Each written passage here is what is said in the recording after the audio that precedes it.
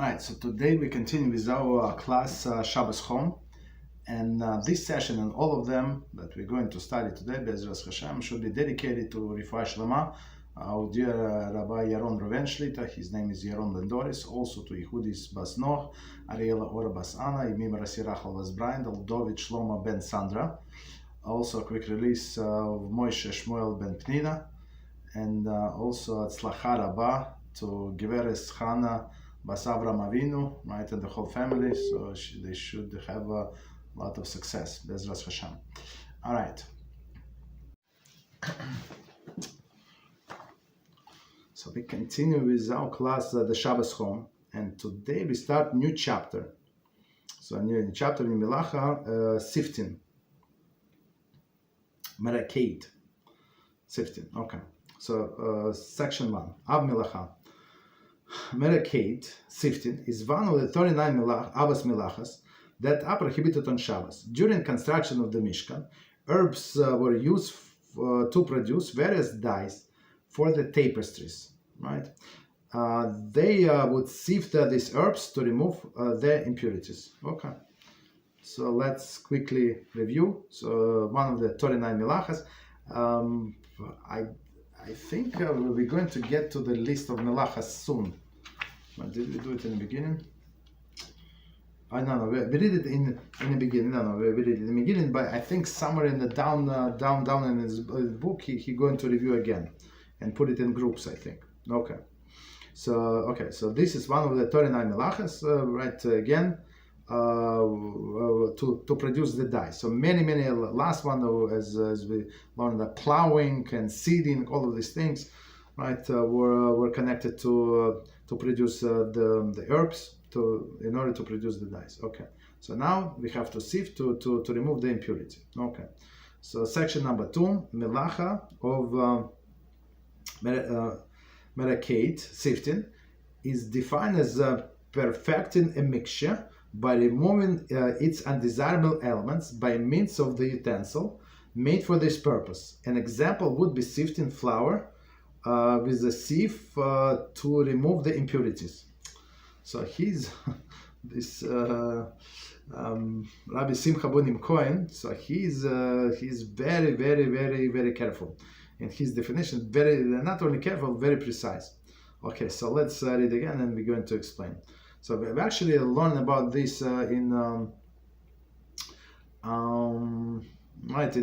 kosher in a Shabbos kitchen, right? In Shabbos kitchen in more details, but there only about the food stuff, and here is about we're going to learn about not only food stuff. Okay, so let's see. The Melachah of Sifting, right, defined as perfected mixture by removing undesirable elements. So, and in Melachah of Borer is also like sorting, right? So we say, right? So you meaning that you separate bad from good. So, and what is allowed? Just to remind us, it's allowed to separate good from bad with the hand. So here they say with a special element, right? Without any tools and for immediate use. So, and the exactly opposite is forbidden. Right, meaning to remove the undesirable elements. So meaning when you sifted the undesirable elements on top, and whatever is good stuff is actually fall on the bottom, right? Right, and you can do that only using specific like a special tool, like a sieve with specific tool. Okay. Right. Okay. So meaning if you do it with your hand, would not be a specific tool. Okay. Section number 3. Basic criteria for the Melachah. Subsection A. Act of sifting. Number 1. Using a utensil. Melachah of sifting applies strictly to separation performed by means of utensil designated for this purpose. For example, a sieve. Sifting performed by hand does not violate the prohibition. Okay, so before we continue, so now we're going to describe the procedure step by step. right? So so act of sifting. So on the first step, using utensils. So it's only with utensils because sift, especially what they did for flour. For flour, for herbs, they need the fine elements. Right, for sure, like you cannot do any good job. You can like somewhat sift, but not with hands, right? With hands you cannot do a good job, right? But with the utensil, that what is forbidden. Okay. Right. So sifting performed by hand does not violate the prohibition. So we have commentary. It does, however, violate the Melachah of Borer, selecting, which also involves separating bad from good, which would include several, but which includes selection performed by hand. Okay. So even though if a person is going to sift by hand, right, by hand, so meaning he's not going to violate the Melachah of sifting, but Melachah of Borer. So Borer is a separate Melachah. So altogether is how many? 39 Melachas. So meaning what we said that you're not allowed to separate bad from good. So bad, what is bad from good? Like my favorite example, I think it's a very good example. You have a cluster of grapes and you see a few of them are spoiled. So you're not allowed to separate spoiled one. How? By hand. You don't need any special equipment. Right? So it's absolutely forbidden. So take the fresh ones, whatever you want to eat, and leave over the bad ones. Okay, so but those are two separate melachas. Okay. So number 2, impurities are captured in utensil. According to one view, the Melachah of sifting is limited to cases in which the desirable elements of the mixture fall through the sieve, right, as we explained, while undesirable ones remain above, caught in a sieve, right? In other words, where the undesirable elements are large and desirable are small. Okay.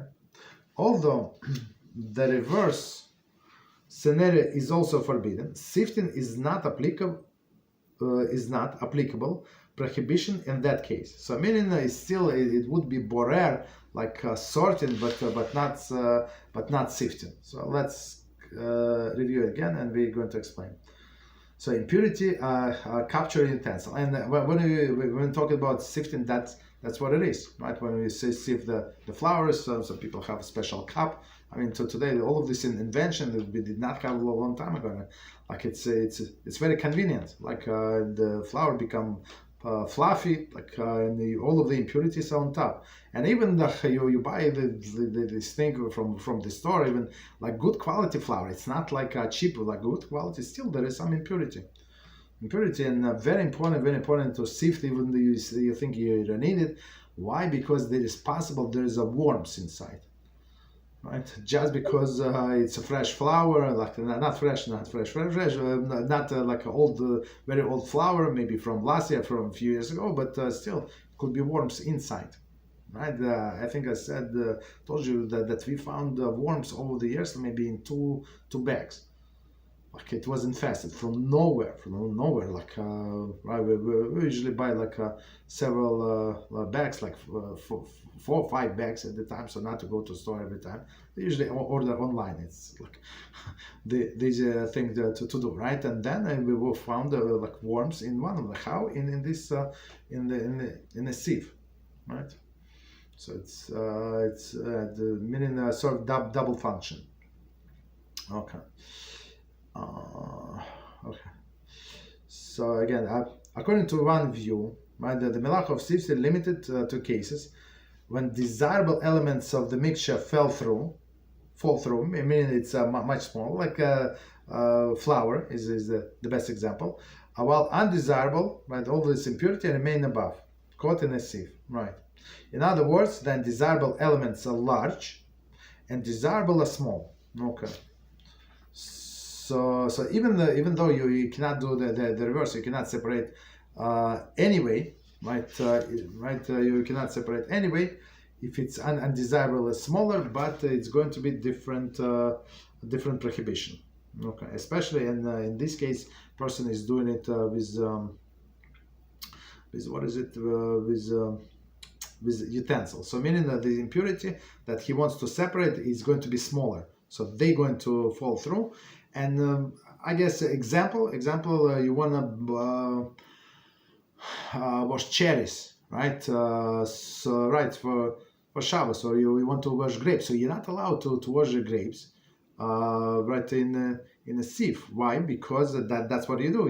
You have these impurities, the dirty water, like let's say dust or whatever, like small impurities, go through, and good stuff in double quotes, I mean grapes, to be on top. So you're allowed to wash in your hands. You take grapes and wash under the faucet. There is no problem. But to wash in utensil, it would be forbidden. Or to soak them in water also would be forbidden, right? Because you separate like all the dust, all of the. I have not seen dirt, but some like let's say dust. It usually comes on top, which is problematic. So okay, so subsection B, and it says the mixture. Let me see how long. The mixture that is sifted. The mixture that is sifted. So number one, things that grow from the ground. The biblical prohibition of sifting applies only to the things that grow from the ground. This includes things grow in sand. That is to say, the desired part of the mixture must be something that grow in the ground, desirable. An undesirable part, however, can be even a foreign object, like stones. Sifting things that do not grow from the ground is prohibited as well, but by rabbinic law only. Okay, so as always, with all of these melachas that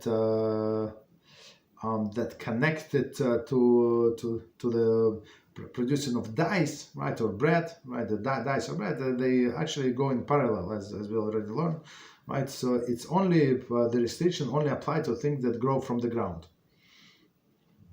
right? I mean, to all of them. I mean, almost all of them. For example, grinding, right? Where we said, so you're not allowed to grind or chop finely vegetables, right? But on another hand, you can do what is it, egg salad.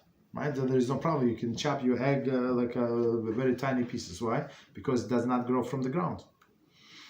Okay. So again, from the beginning, the biblical prohibition of sifting applies only the things that grow from the ground. So again, so here he's very, very, very precise, right? It's only a few words, but he's very precise. He said biblical prohibition. So like from even from the words from the beginning, you're already smart enough, so we understand. So the things that not growing from the ground going to be forbidden by rabbinical law, right? This includes things grown from the sand, in the sand. So I think they grow in a sense some lettuce or something, right? Become very popular because they think they say there is less infested with bugs. I mean, there's still bugs. We still have to check. And I remember one time family decided let's buy I don't know, we were pressed for time or something. So let's buy this pre-checked lettuce. Like what could be better? God-fearing people, they pre-check letter and lettuce. You pay only 3 or 5 times more, and but you can rest assured that they check before Pesach, right? And we bought it, and guess what? We found bugs.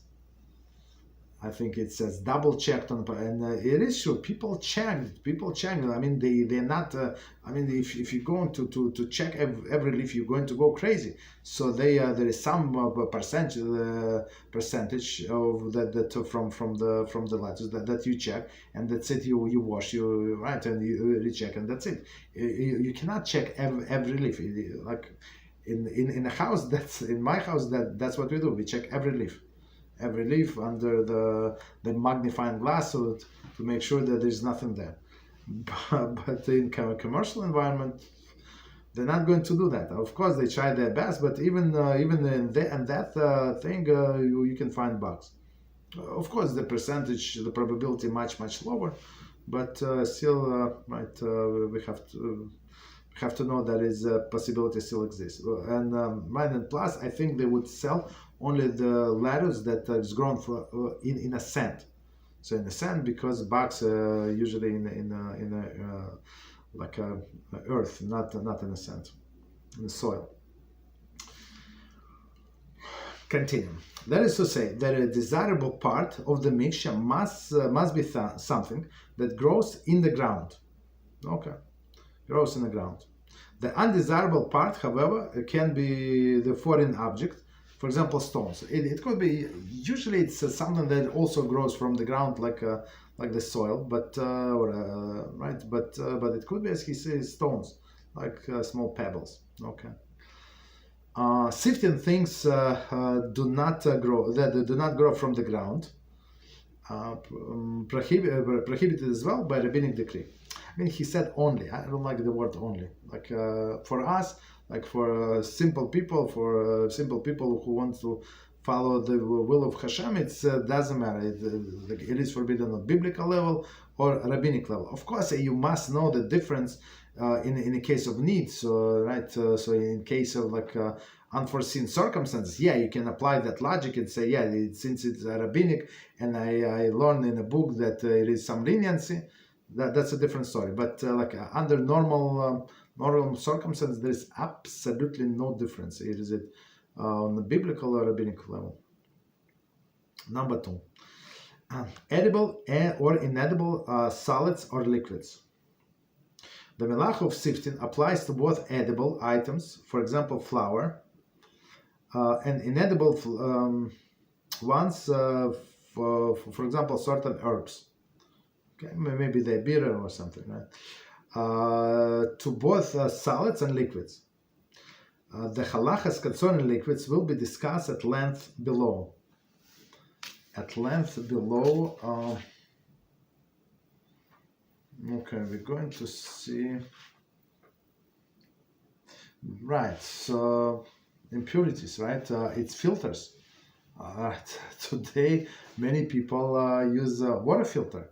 Right, so we'll see, and sometimes people use water filter not because they like a little better water, but because they know for sure there is no like a doubt in their mind there are many impurities in their water, and they won't filter out. So we'll see, is it allowed? Right, so it's not so simple. So we'll see.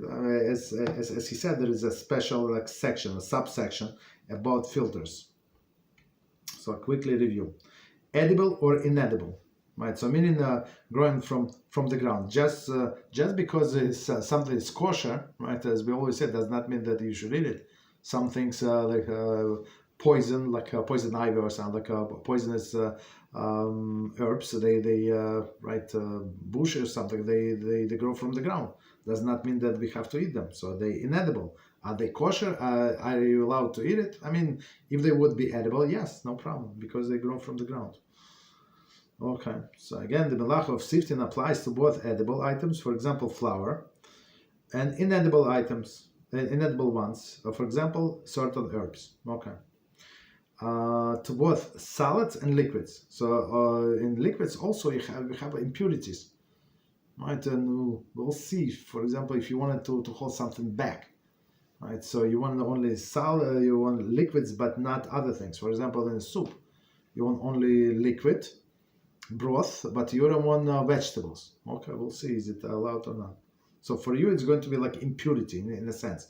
If you don't want that, it's like impurity. We'll see. The halachas concerning liquid will be discussed below. Okay, continue. Number 3, the elements of the mixture. The Melachah of Sifting is a separating that which is undesirable from that which is desirable in a mixture containing separate elements. He's very precise. I mean, it's a little more than 2 lines, but he actually gave the whole breakdown of the whole halacha, like all of the details in these 2 lines. It's just unbelievable how some people are so talented in explaining concise in few lines. Okay, so continue. The classic case of sifting concerned useless waste product that is mixed with something useful. For example, chaff in wheat. Okay. So chaff is not exactly 100% useless, because when they do whole wheat, I think that they would use chaff. But since for us we don't want chaff at all, so for us it's useless. However, the Melachah applies also where both elements are useful, but one is desirable. For example, it is forbidden to sift or strain the mixture contain two types of food, in order to separate the unwanted food from that is wanted. Generally, a collection of different size items of the single type are not halachically defined as mixture, because they are not a mixture. One who sifts the items in order to separate them by the size is not violating the prohibition of sifting. However, if the difference in the size affect the item's function, it is forbidden to purposely separate them on Shabbos. For example, one may not sift matzah meal that contain pieces of matzah. Although the meal and the pieces of the item of the single type, the pieces of matzah cannot be used in a place of matzah meal. Therefore, they are deemed to be separate elements in the mixture, and so may not be sifted on Shabbos. Okay, so it's a lot of information, but let's go slowly and try to cover. Maybe we're going to until this point, until the straining liquids, because straining liquids is, as we said, it's a separate story from the beginning. Elements of the mixture.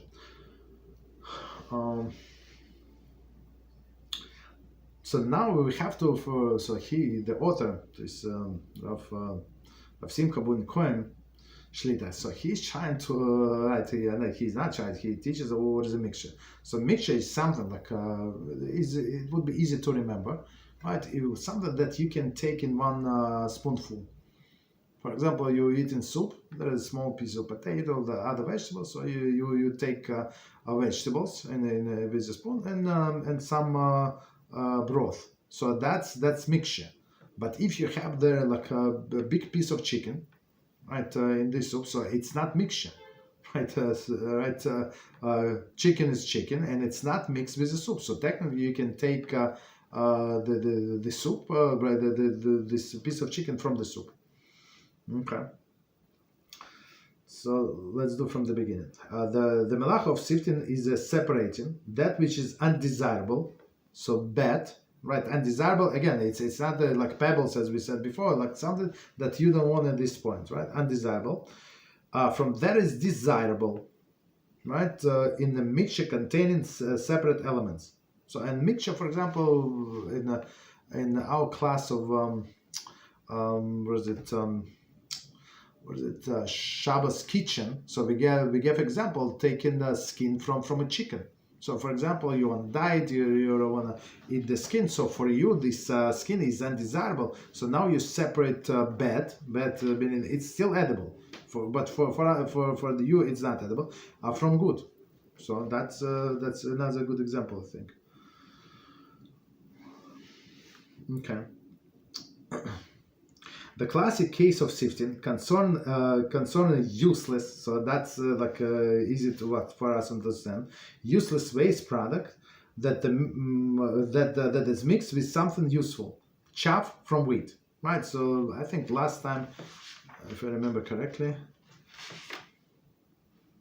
right? So that was our last Melachah. It's winnowing. So you throw up the grain, and the wind would blow off the chaff, right? So that's the thing. So, but as I understand, you cannot separate all of the wheat, all the chaff this way. So they did other things as well. Okay. However, the Melachah, so meaning the chaff, let's say there's no use, completely no use for us. So it's separating chaff, which is not something not good, from something that is good. Okay. However, the Melachah applies also when the both elements are useful, and but only one desired. So as I said, this chicken or somebody fat. That's another example. So you have a piece of steak, right? You have steak. So now it has a little fat on, maybe a lot of little fat on the sides, and you don't want to eat. So you separate something. Is it edible? Is it this fat forbidden? It's not forbidden fat. Is it recommended? Maybe not. I don't know, it depends on the person. For some people, it's actually healthy fat, right? So for some people, it's very recommended. But for some people, better is to stay away, right? For them, it's both foods, but they would separate, right? So one part is not desirable. For example, it is forbidden to sift or strain a mixture containing two types of foods in order to separate the unwanted food from that is wanted. Okay. Unwanted from what is wanted. But again, we say that on a biblical level, if you did it with utensil, right, is doing with utensil at biblical level, without utensil, it's rabbinical level. Generally, a collection of different size of items on a single of a single type is not halakhically defined as a mixture. Because they are not not a mixture. One who sifts the items in order to separate them by size is not violate the prohibition of sifting. So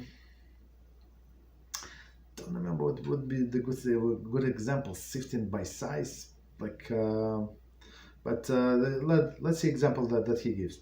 However, if the difference in size affect the function, so meaning the different size and does not affect the function. But here the example that he gives, it does affect the function. So right, and that is why it's forbidden to purposely separate them on Shabbos. For example, one may not sift matzah meal that contains pieces of matzah. So it's not matzah meal that you buy from the store. It's not.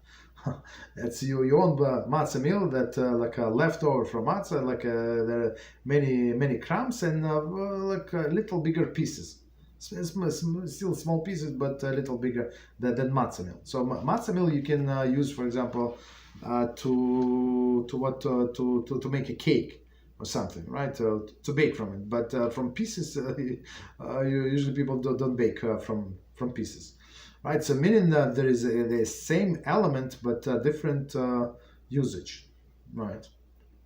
So although the meal and the pieces of the same item, a single type, right, and may come even from single piece of matzah, right, same type, the piece of the matzah cannot be used in a place of matzah meal, right? So again, if you have pieces of matzah, you have to grind them and then you can bake.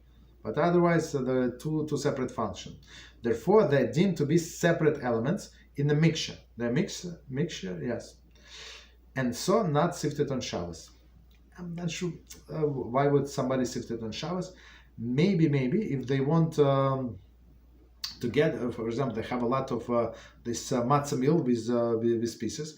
If they take something with, I guess, with a little bigger hole. I'm not sure if it's going to work, right? Calendar maybe is going to work. So meaning let all the big pieces to fall through, and they have the smaller pieces, and now they can put it in their soup and eat like that. Okay, so for sure it's a practical usage.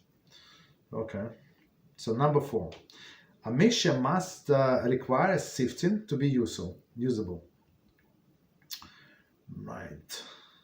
So this idea, right, we're actually going to apply to the loss of filters, right? Are you like water filters, right? Are you obligated to use it? Like, would you drink the water without the filter? Okay, so that's would be critical for us to understand. Are we allowed to use that filter or not? Okay, so let's see.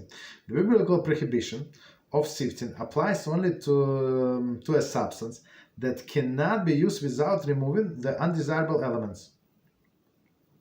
If, however, the substance contains some impurities, but would be used by most is like right in italic, people anyway, One is permitted to remove impurity on Shabbos. So meaning that for you it's not exactly impurities, and most of the people would use it. So meaning in this case you can use this water filter. Okay. The reasoning is that since the substance is usable as is, the impurities are not regarded as a separate elements, right? And same with soup. So you want to eat only vegetables from the soup, right?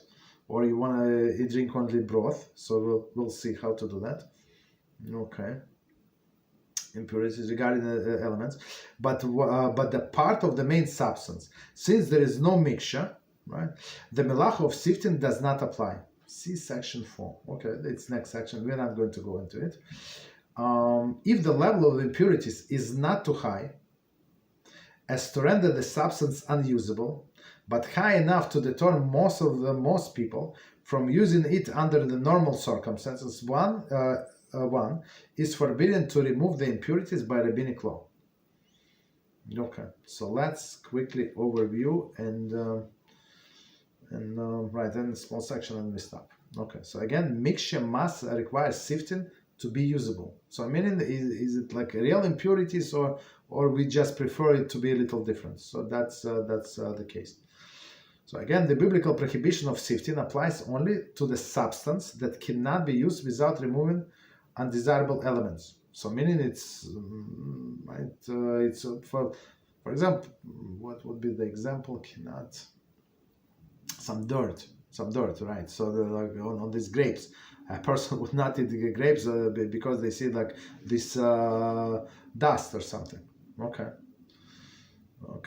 If, however, the substance containing some impurities, only some impurities, but would be used by most people anyway, one is permitted to remove the impurities on Shabbos. So it's not so dirty that, I mean, maybe for that specific person, this very sensitive person, it is impure, but for other people there is no problem. So for normal people it would be allowed to separate, but for this sensitive person would not be allowed. Why? Because for him or for her it's impure. It's like the mixture is not usable as it is. For other people they prefer not to, but after the fact there is no problem. The reason is that since the substance is usable as is, the impurities are not regarded as a separate element, right, but a part of the main substance. So that's why majority of the people would be able to use. So now we're going right. Halacha is according to individual. How for a particular individual, like people who are very sensitive, very particular, some things would be forbidden, and for other people would be allowed. Right? Since there is no mixture, the Melachah of Sifting cannot apply. Okay. Right, so again, sifting is only where there is a mixture. If there is no mixture, there is no sifting. I mean, there is no violation of Melachah. If the level of impurity is not so high as to render the substance unusable, but high enough to deter most of the people for using under normal circumstances, one is forbidden to remove the impurities on rabbinic law. So again, I think the best would be those water filters. Is it like especially if you live in a city, for example, where there is a mostly pure water, right? Right. I think they always say New York City, you can drink tap water. There is no problem. They're very proud. They very proud of it. It came from lakes, from upstate New York or something, like very pure, very serene. Okay, all of these things. So right, but some people would not drink because of the pipes, this and that, so they have the OND, so then you're not allowed to use this filter, basically, right? But now it's not only biblical law, but on rabbinic law, on the rabbinic level. And last, number 5, size of the mixture. In order to transgress the Torah prohibition of sifting, one must sift the mixture that is at minimum equal to volume of dry fig. Okay, so dry fig is as we learned just recently, right? Dry fig, it's like amount, more than kizais. Kizais is olive size. Of course, we don't have these olives today, but in Talmudic times we had kizais like this. It's 1 ounce. Right? There's no kizais like that, and it's between olive and egg size. So there is a dried fig. Okay. So in order to violate this melacha, they have to do that much. All right, 1 second. So let's stop here, take 5 minutes break, and we continue with other topics. 5 minutes.